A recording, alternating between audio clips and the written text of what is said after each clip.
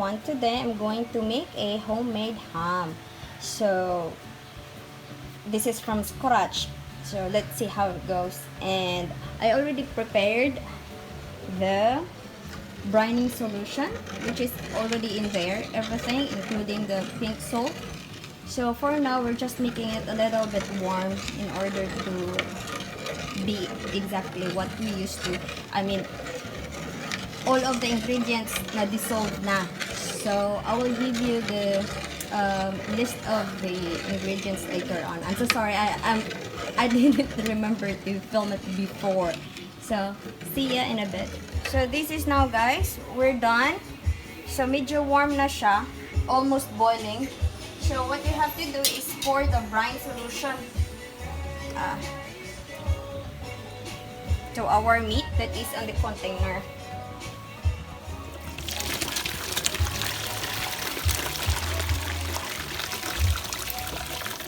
So, see, hindi siya masyadong lubog. So, let's put another like this hanggang ma-full cover po siya.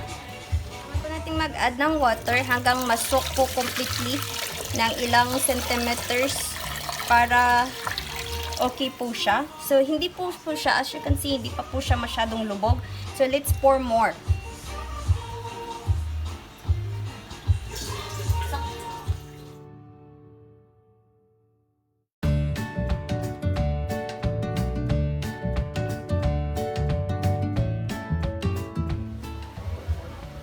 It's been 1 week since we start our brining, so now we have to start roasting our pork. So come on, guys, our oven is already preheated. So for now I will take it off and then throw away the solution, and then we have to cut what you call scoring the skin.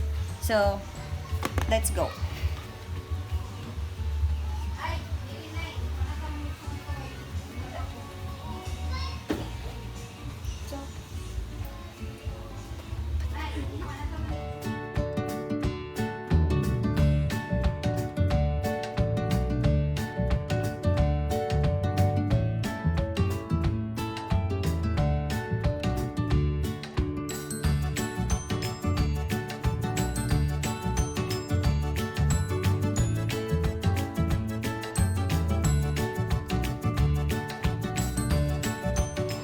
Ito na po siya after baking, roasting for 3 hours. This is how it looks like.